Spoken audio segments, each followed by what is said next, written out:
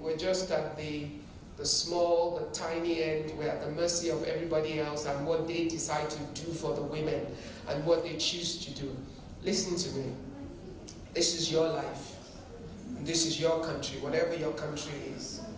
The women are a key part of the population of your country. And I was at a conference in June in Montreal. It was the Economic Summit of the Americas. And I was in the opening plenary. And I remember in one of the sessions, the deputy minister for Montreal came up and said, as a county or whatever it is they call their unit in Canada, they wanted to find how to achieve economic growth for Montreal. And they spent a lot of money, asked one of the major consulting firms, the global consulting firms, to evaluate Montreal and its entire county and come up with the key things that they would need to do in order to increase their economic growth. And after all the work was done and all the reports were written, they came back with two things for them: the women and the young people of Montreal. If you invest in those two and you put them in the right place and give them what they need, the growth that is required by the city of Montreal will be achieved. And they were shocked. It's not manufacturing, it's not technology, it's not any of the obvious things that, like some of you asked, all the investment goes into infrastructure and all of that. They're necessary, they're needed. But like if I give you an example of my country, we have a population of women at 49.5, I'm sure they're wrong, it's more like 50-50, and men at about 50.5. Technically that's 50-50 population. And if you have a 50-50 population in a country and you do not effectively deploy resources to harness the talents of 50% of your population, you have to be a stupid or a foolish person. Because ultimately, you are going to underperform no matter what you do. And you're going to kill the other 50% trying to work so hard in order to carry the weight of the entire 100% of the country. This is the sad issue with nations and their policy or approach to dealing with the female population. Now, let me now turn that on its head.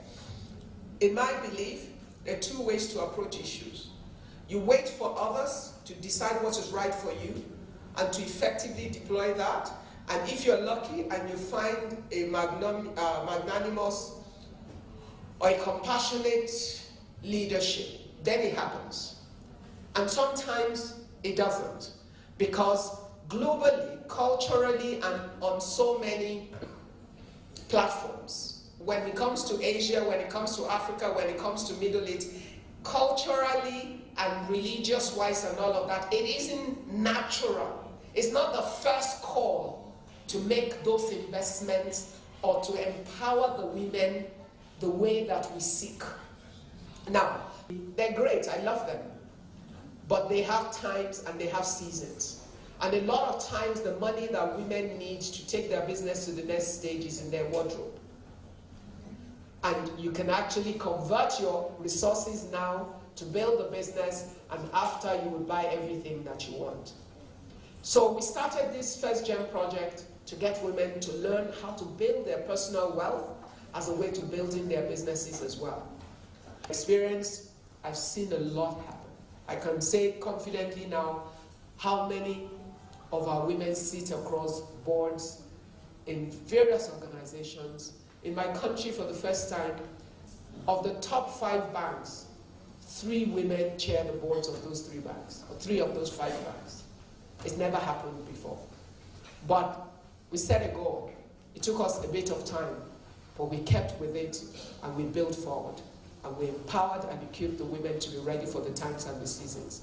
We're doing it with businesses. We're doing it with the political system. Women who want to get into politics because decisions are made on our behalf that destroy everything else that we're doing. So we need to get the right women to get into position as well. So we're taking it on 3 phases: business, career, and politics. And when we do that, ultimately, all 3 will gel and will have the solution that we seek. I know they've said a lot of things to you here in the past 3 days. I challenge you to take everything you've heard. Make it your own. Make it work for you in the way that it can work in your own local environment. Don't go back to your ministry to find the solution. Find the solution amongst yourself and let the ministry notice.